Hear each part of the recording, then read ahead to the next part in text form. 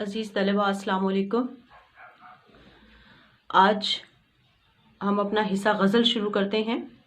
حصہ غزل میں آپ کا پہلا شاعر میر تقی میر کی پہلی غزل آپ کے نصاب میں جو شامل ہے۔ میر تقی میر ہمارے ان شعراء میں سے ہیں جنہیں ہم سرتاج شعرائے اردو کہتے ہیں۔ اپنے فن سے اردو شاعری کو انہوں نے وقار بخشا۔ ان کے کلام میں سادگی، دردمندی اور نغمگی ان کے کلام کا بہترین ان کے کلام کی خوبیاں ہیں۔ ان کے ہاں ایک داخلی کیفیت بھی پائی جاتی ہے۔ میر تقی میر ان شعراء میں سے ہیں جنہیں ایسا ماحول میسر آیا کہ دلی کی تباہی و بربادی اور خود ان کے اپنے خاندانی حالات ایسے تھے کہ جس نے ان کے دل میں انتہائی درد و غم بھر دیا۔ یہی وجہ ہے کہ ان کی شاعری ہمیں درد و غم کا دیوان نظر آتی ہے۔ اپنی اس غزل میں جس کا پہلا شعر جس سر کو غرور آج ہے یا تاج وری کا، کل اس پہ یہی شور ہے پھر نوحہ گری کا، اس میں شاعر جو ہیں وہ دنیا کی بے ثباتی کے بارے میں بتا رہے ہیں کہ دنیا جس کو ثبات نہیں ہے، بالآخر ہر چیز کو فنا ہے، اور وہ شخص جسے یہاں پر تخت و تاج ملا ہوا ہے، بادشاہت عطا ہے، دولت و امارت ہے، شان و شوکت ہے، جاہ و حشمت ہے، بالآخر ہر چیز کو زوال ہے، ہر چیز ناپائیدار ہے، تو پھر انسان کو کس چیز کا غرور کرنا چاہیے؟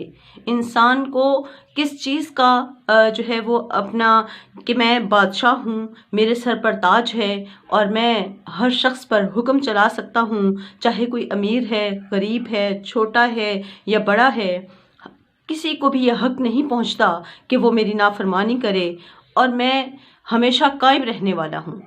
یہ سارا کا سارا غرور بالآخر فنا ہو جانا ہے۔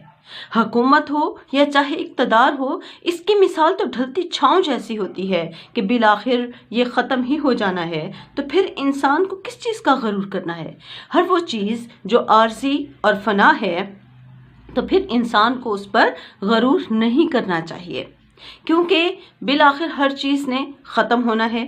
تو پھر وہ شخص جو آج یہاں تاجوری کا غرور کرتا ہے، اسے یہ بات یاد رکھ لینی چاہیے کہ کل اس پر، اس کے اس جاہ و حشمت پر یہی لوگ نوحہ خواں ہوں گے، یہی لوگ اس کے بارے میں باتیں کریں گے کہ کل تو بہت اپنے اقتدار پر یہ غرور کرتا تھا، اپنی شان و شوکت پر بہت اکڑ کر چلتا تھا، اپنی دولت کی وجہ سے غریبوں کو نہیں پوچھتا تھا، دوسرے انسانوں کو حقیر جانتا تھا، آج خود کہاں ہے؟ آج خود تو منو مٹی کے نیچے ہے، تو اس کا سارا غرور جو ہے وہ خاک میں مل گیا ہے۔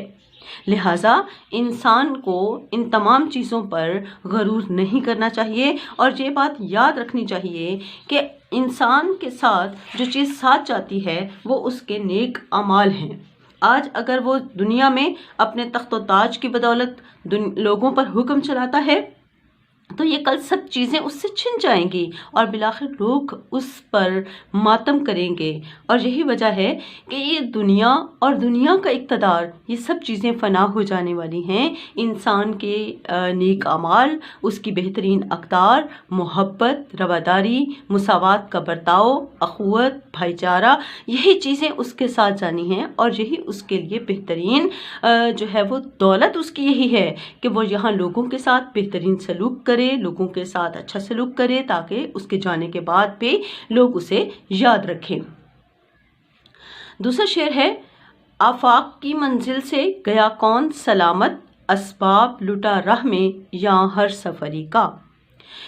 اس شعر میں شاعر آفاق کہتے ہیں کہ اس دنیا کی منزل سے انسان اس دنیا میں آتا ہے، وہ مال و دولت جمع کرنے میں لگا رہتا ہے، وہ اپنی ساری زندگی ہر جائز و ناجائز طریقے سے دولت اکٹھی کرتا ہے، وہ چاہتا ہے کہ وہ اپنے لیے بہترین سے بہترین چیز تلاش کرے، مال و دولت ہو اس کے پاس، اور ऐशो आराम का हर सामान उसके पास मौजूद हो, तो उसे ये बात याद रख लेनी चाहिए कि इस दुनिया की हकीकत क्या है।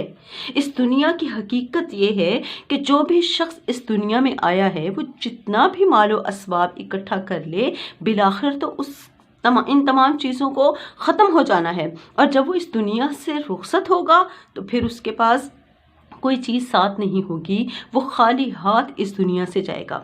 इसलिए कि ये दुनिया जिसे जो है पायदारी हासिल नहीं है, उसके बारे में मीर तकी मीर से कहते हैं, कहा मैंने गुल का ही कितना सबात, कली ने ये सुनकर तबस्सुम किया कि इंसान की ज़िंदगी कितनी है, बिलाखिर तो अपनी ज़िंदगी को उनकी तरफ उसने जाना ही जाना है। ये दुनिया की ज़िंदगी एक आर्जी ज़िंदगी है, तो इस आर्जी ज़िंदगी के लिए इंसान दूसरों को तकलीफ़ पहुंचाकर जब मालो असबाब इकट्ठा कर लेता है तो मौत के हाथों यहाँ सब कुछ लुटा देता है। असबाब लुटा राह में, जिस तरह हम किसी सफ़र पर रवाना होते हैं और अपने लिए कोई ना कोई चीज़ें साथ लेकर चलते हैं ताकि हमें रास्ते में कोई मुश्किल का सामना ना आए, तो इंसान को चाहिए कि फना के रास्ते में, अदम के रास्ते में, आखरत के रास्ते में जो ज़्यादा राह उसके पास होना चाहिए, जो सामान उसके पास होना चाहिए, वो उसके बेहतरीन अमल उसके पास होने चाहिए। यही चीज़ इंसान के साथ जाएगी, क्योंकि ये ऐसा सफ़र है जिसमें दुनिया की दौलत साथ नहीं जाती। जितना भी अमीर हो जाए, कैसा ही हुक्मरान क्यों ना हो, कैसा ही इक़्तिदार का मालिक क्यों ना हो, वो दुनिया का सामान यहाँ पर लुटा कर ही जाता है। मौत का डाकू उससे तमाम चीज़ें छीन लेता है और वो खाली हाथ इस दुनिया से रुखसत हो जाता है। इसलिए कहा जाता है, मीर तकी मीर कहते हैं कि असबाब लुटा राह में, या हर मुसाफिर अपना सामान रास्ते में, असबाब कहते हैं माल को, राह कहते हैं रास्ते को, कि हर मुसाफिर रास्ते में अपना माल लुटा कर जाता है। ऐसा कौन है जो इस दुनिया, यही वजह है कि इस दुनिया में इंसान जिस कदर भी माल और दौलत जमा कर ले, मौत के हाथों वो सब कुछ छिन ही जाता है और इंसान दुनिया से खाली हाथ रह जाता है। जैसे नज़ीर अकबर आबादी कहते हैं, सब ठाठ पड़ा रह जावेगा जब लात चलेगा बंजारा। या फिर सिकंदर जब गया दुनिया से दोनों हाथ खाली थे, तो तमाम चीज़ें बिलाखिर दुनिया की माल दौलत, दुनिया की जाहो हशमत सब यहीं पे रह जाता है और इंसान अगली दुनिया की तरफ जो है रवाना हो जाता है। इसलिए इंसान को चाहिए कि इस दुनिया में जमा किए हुए सामान पर इस कदर गरूर नहीं करना चाहिए। इंसान और इंसानियत के मर्तबे को समझना चाहिए और बेहतरीन आमाल जो हैं वो अपने साथ उसे रखने चाहिए, ताकि वो इस दुनिया में भी उसकी अच्छी हवाले से उसका जिक्र किया जाए और आगे भी उसके लिए आसानी हो। लिहाजा आप इन अशार को अच्छी तरह से पढ़िए। इसका सबसे पहले आप इसके अल्फाज को समझिए, इसके मफ़हूम को समझिए, उसके बाद आप इसकी तशरीह करें। मफ़हूम के बाद आप तमहीद बांधते जाएं और सबसे पहले आपने मीर तकी मीर की शायरी की खसूसियात इसमें ज़रूर देनी है। पहले 4-5 लाइनों में आप मीर तकी मीर की शायरी की खसूसियात बताइए, फिर आप शेर का मफ़हूम बताइए, फिर आप तमहीद बांधिए और फिर उसके बाद आप शेर की जो है वो तशरीह करें। इसके साथ साथ आप हवाले के अशार जो हैं वो ज़रूर दें। इस हवाले से आपको कोई कॉल, कोई कोटेशन, कोई आयत, कोई हदीस, कोई इसमें तशरीह में आप ज़रूर अपना इसमें शामिल करें ताकि आपकी तशरीह बेहतर से बेहतर हो। जितने इसमें आप बेहतरीन तरीके से इसकी वजाहत करेंगे उतने बेहतर आपको इसके नंबर मिलेंगे। नेक्स्ट हम इसके अगले 2 अशार की तशरीह करेंगे। बहुत शुक्रिया।